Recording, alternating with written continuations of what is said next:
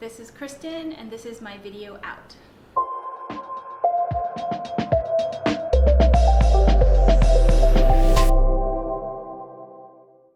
I grew up in Orange County, California, which is a very conservative part of California, and I did not know any LGBTQ folks at all, like none.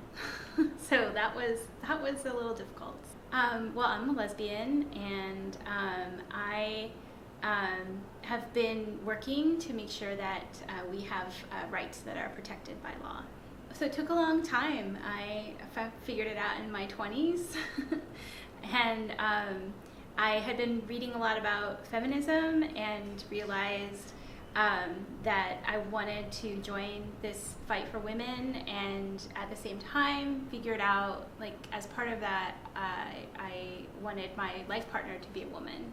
It was kind of astonishing. I mean, it was like, because all along, I guess, I had been experiencing these thoughts and feelings, and to finally have a name for it and to realize, like, oh okay, like, this is me, it was exciting, and it was just, it was great. I felt at home in myself, like, much more. I think the first person I told was my boyfriend. I was like, so there's something you should know. Yeah, so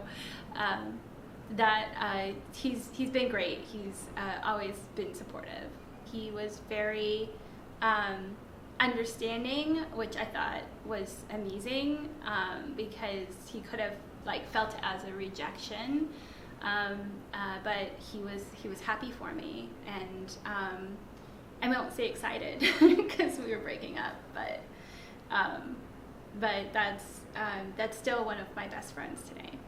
I think there's always a continuous process of coming out, and so it can just, I mean, sometimes it just is in the flow of the conversations, but other times it's something that you're saying, like, oh, I need to correct something that you're assuming about me, and I know, especially with people that I don't really have a relationship to, that can be awkward, but I feel like it's important to be visible.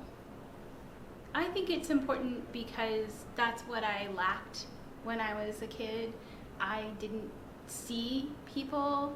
I saw, like, news coverage where there were gay people, but I didn't see people in my community, like everyday people, and so I think knowing more now, that would have just made things a lot easier for me, and so that's what I want for other people. I want them to see people in their community, and all of the different variations that we are, so that they can be who they are. I think it's maintaining the rights that we've won and continuing to make sure that those rights are available for all people. So making sure that transgender folks are able to be out at work and not get fired in all 50 states. Making sure that children have equal access and don't get bullied at school, and just making sure that, like I said, we all can be who we are and be accepted that way. For a lot of people, the military it's a job, you know, and in some economies it's like the best job that you can find.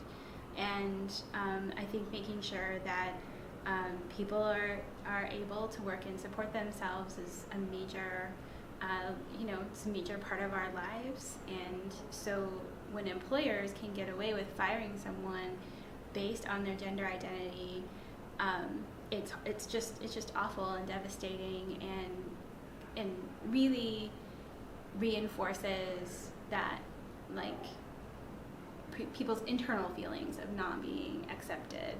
And, some states and cities have protections, but right now, across the United States, there's so many places where you can get fired for being trans, or even lesbian, gay, bisexual. I would say find someone to talk to, and that books are amazing. And our libraries, luckily, have started to label books that are LGBTQI related. And I found when I was first coming out such a comfort in just there's actually like a purple sticker in the Brooklyn Library, so just like following the purple sticker and like taking down a book and reading the back cover and saying, oh, this is interesting to me, and it gave me like just several different worlds of lived experience that I could kind of relate to, or say, well, I don't relate to that, I do relate to this, and that was really amazing. Wow.